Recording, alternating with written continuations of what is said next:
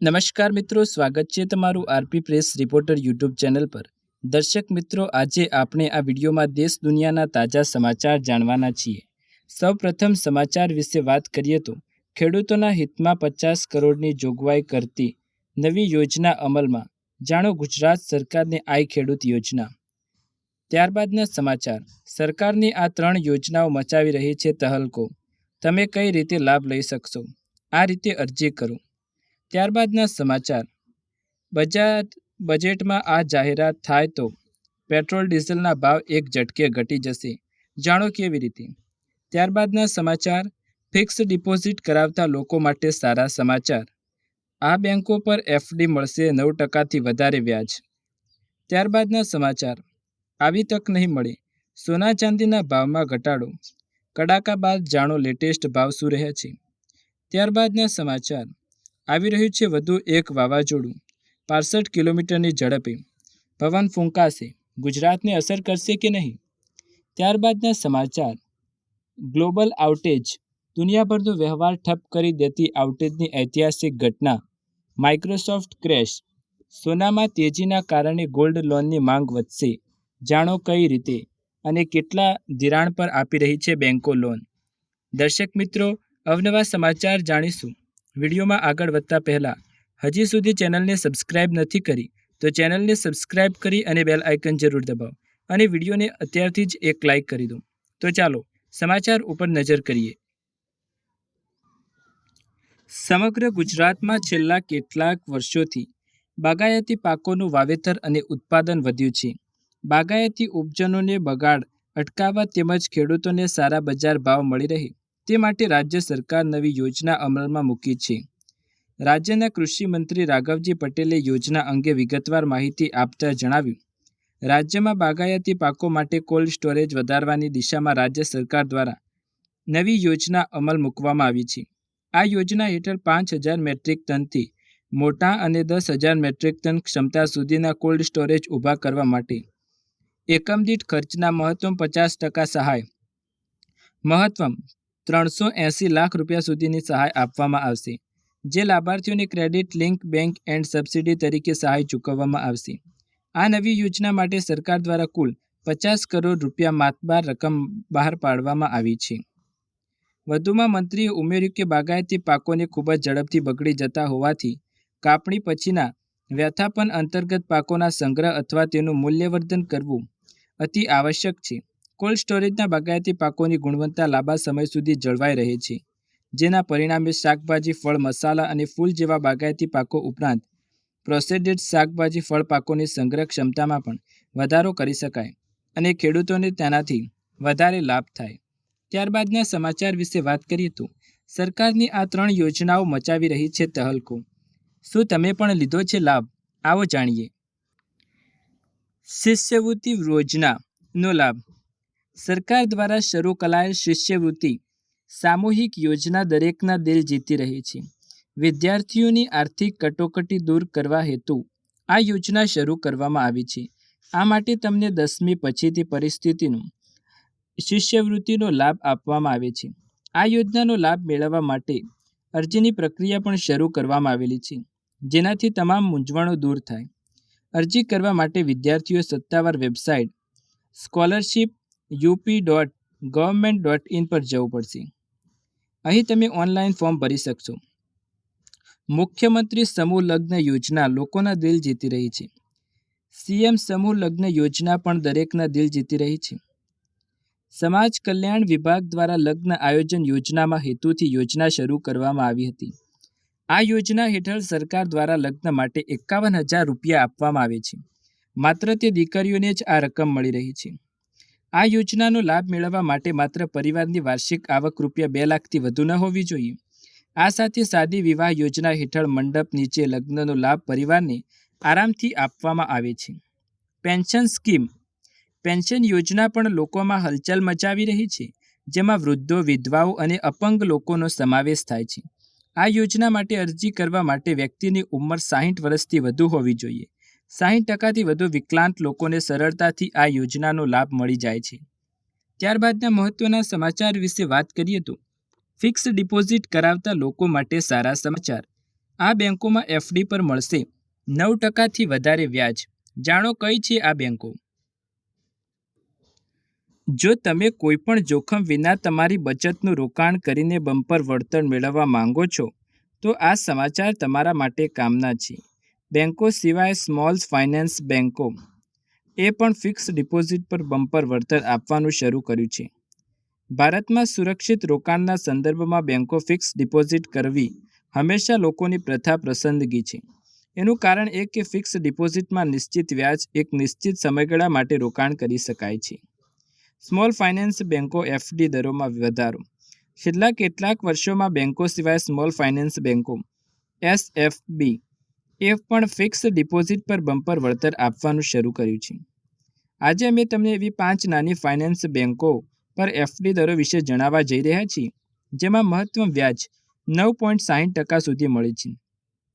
સૂર્યોદય small finance bank, Unity small finance bank, Fincare small finance bank, Equitas small finance bank, ESAF small finance bank.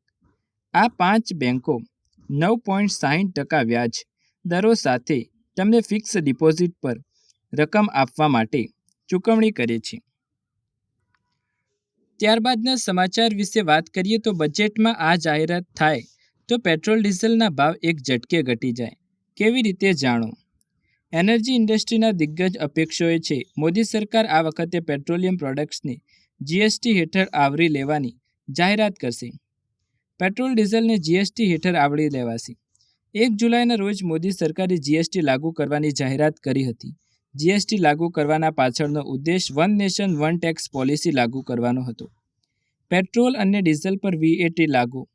Petrol products પર હજુ પણ excise duty અને વીએટી જેવા કર લાદવામાં આવે છે. જો પેટ્રોલિયમ પેદાશો પરના અલગ અલગ ટેક્સ દૂર કરવામાં આવે તો માત્ર જીએસટી લાગુ કરવામાં આવે તો તેનાથી કિંમતો ઘટી જશે. Basic price. કોઈપણ પેટ્રોલિયમ પ્રોડક્ટ્સની બેઝિક પ્રાઇસમાં પરિવહન ખર્ચ પણ સામેલ છે. Excise duty. કેન્દ્ર સરકાર દ્વારા લાગુ એક્સાઇઝ ડ્યુટીમાં પણ સામેલ થાય છે ખર્ચ. શું જીએસટીથી પેટ્રોલ ડીઝલ સસ્તા થાય? જો એક્સાઇઝ ડ્યુટી અને વીએટી દૂર કરવામાં આવે અને તેના સ્થાને એક જ ટેક્સ અર્થાત જીએસટી લાગુ કરવામાં આવે તો પેટ્રોલ ડીઝલની કિંમત સસ્તી થઈ શકે છે. ત્યારબાદના મહત્વના સમાચાર વિશે વાત કરીએ તો આવી તક નહીં મળે.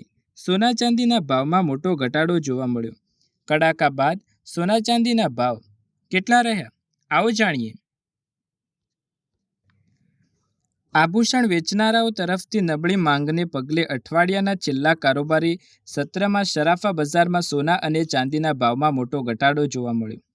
શુક્રવારે સોનું ભારે કડાકા સાથે ખુલ્યું અને પછી ઘટાડા સાથે બંધ થઈ ગયું. હવે આવો જાણીએ લેટેસ્ટ રેટ શું છે. એમસીએક્સ પર શું છે સોનાના ભાવ. એમસીએક્સ પર ઓગસ્ટ ડિલિવરીવાળું સોનું આ અઠવાડિયે ₹73,016 પ્રતિ 10 ગ્રામના સ્તર પર બંધ થયું છે. ચાંદીની વાત કરીએ તો તે ₹89,675 પ્રતિ કિલોના ભાવે બંધ થઈ છે. કોમેક્સ પર ગોલ્ડના આ અઠવાડિયે ₹2,400 ભાવ નીચે બંધ થયા છે. ચાંદી $29.40 પ્રતિ ઔંસના સ્તરે બંધ થઈ છે. ડોલર ઇન્ડેક્સ હાલ 4 મહિનાના નીચલા સ્તરે છે. બજારના જાણકારોનું કહેવું છે કે ગ્લોબલ અને ડોમેસ્ટિક બજારમાં જ્વેલર્સ તરફથી માંગમાં ઘટાડો જોવા મળ્યો છે જેના કારણે સોના અને ચાંદીના ભાવ પર પણ દબાણ જોવા મળે છે. ઉપરી સ્તર પર સોના ચાંદીના પ્રોફિટ બુકિંગ. કોટક સિક્યોરિટીઝના કોમોડિટી રિસર્ચ એવીપી કાયનાત ચેતનવાલે કહ્યું કે ચીન સાથે ટેરિફ યુદ્ધ અને અન્ય જીઓ પોલિટિકલ ફેક્ટર્સના કારણે રોકાણકારોએ પ્રોફિટ બુકિંગ કર્યું છે. ત્યારબાદના સમાચાર વિશે વાત કરીએ તો આવી રહ્યું છે વધુ એક વાવાઝોડું 65 કિલોમીટર પ્રતિ કલાકની ઝડપે. શું ગુજરાતને અસર કરશે આ વાવાઝોડું? આવો મહત્વના સમાચાર વિશે વાત કરીએ. બંગાળની ખાડીમાં ઉદ્ભવેલું એક હળવા દબાણનું ક્ષેત્ર હવે ડિપ્રેશનમાં ફેરવાઈ ચૂક્યું છે. હવામાન વિભાગે જણાવ્યું કે ઉત્તર પશ્ચિમ અને તેની નજીકના પશ્ચિમ મધ્ય બંગાળની ખાડીની ઉપર બનેલા ઓછા દબાણનું ક્ષેત્ર શુક્રવારે દક્ષિણ ઓડિશા અને ઉત્તર આંધ્રપ્રદેશ તટના ક્ષેત્રોને ડિપ્રેશનમાં ફેરવાઈ ગયું છે. આ ડિપ્રેશન ઉત્તર પશ્ચિમ તરફ આગળ વધી શનિવાર બપોર સુધી પુરીને પાસે ઓડિશા તટને પાર કરે તેવી શક્યતાઓ જણાવેલી હતી. ત્યારબાદ તે ઓડિશા અને છત્તીસગઢમાં પશ્ચિમ ઉત્તર પશ્ચિમ તરફ આગળ વધશે. ત્યારબાદ આગામી 24 કલાકમાં તે નબળું પડશે. બુલેટિનમાં કહેવાયું છે કે આ સિસ્ટમ ઉત્તર પશ્ચિમી દિશામાં આગળ વધવાનું ચાલુ રાખશે, જેનાથી શનિવાર રાત રાજ્યના કાંઠા, ઉત્તરી અને પશ્ચિમી ભાગોમાં ભારેથી અતિભારે વરસાદની આગાહી. આઈએમડીએ કહ્યું કે મુશળધાર વરસાદનો આ દોર શનિવાર સાંજ સુધી ચાલુ રહે. તાજા બુલેટિનમાં કહેવાયું કે તોફાનના કારણે પશ્ચિમી ઓડિશામાં મંગળવાર સુધી ભારે વરસાદ પડશે.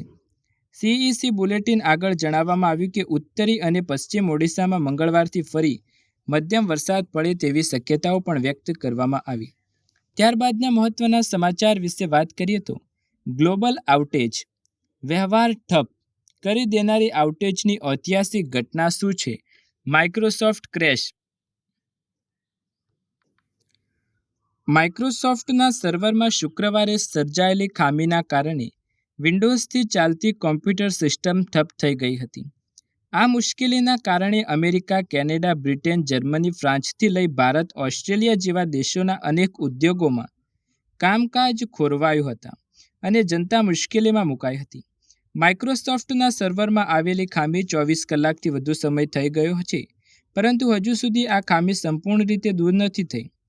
બીજી તરફ આ ખામીના કારણે વિશ્વભરમાં અબજો રૂપિયાનું નુકસાન થયું છે. કેટલાક મીડિયા રિપોર્ટ્સ પ્રમાણે એકલા માઇક્રોસોફ્ટને જ લગભગ 5,000 કરોડ રૂપિયાનું નુકસાન થઈ ગયું છે, તો અન્ય કેટલાક મીડિયા રિપોર્ટ્સ પ્રમાણે આ નુકસાન ખરબો રૂપિયાનું છે. અન્ય એક મીડિયા રિપોર્ટ્સ પ્રમાણે માઇક્રોસોફ્ટના સર્વરમાં ખામી બાદ થોડા જ કલાકોમાં $18 બિલિયન લગભગ 15 અબજ રૂપિયાનું નુકસાન જોવા મળ્યું. જો કે હજુ સુધી સ્પષ્ટ આંકડો સામે નથી આવ્યો. આ સમસ્યા દૂર થાય બાદ તે જ નુકસાનની નક્કી તસવીર સામે આવી શકે છે. બીજી તરફ આ ખામીની અસર શનિવારે પણ નજર આવી. Indigo airlines social media platform thread પર પોસ્ટ કરીને જણાવ્યું આની અસર વીકેન્ડ પર પણ રહી શકે છે. એરલાઇન્સ મુસાફરોએ કહ્યું કે એરપોર્ટ માટે નીકળતા પહેલા પોતાની ફ્લાઇટનું સ્ટેટસ ચેક કરી લેવું. દર્શક મિત્રો, આ હતા મહત્વના સમાચાર. તમને વિડીયો પસંદ આવે તો લાઇક, શેર, કમેન્ટ કરો. ચેનલ પર નવા હોય તો સબસ્ક્રાઇબ કરો. આવા જ અવનવા સમાચાર જોવા માટે RP press reporter YouTube channel સાથે જોડાયેલા રહો. ફરી એકવાર નવા વિડીયોમાં નવા સમાચાર સાથે મળીશું. ત્યાર સુધી તમારા બધાનો આભાર.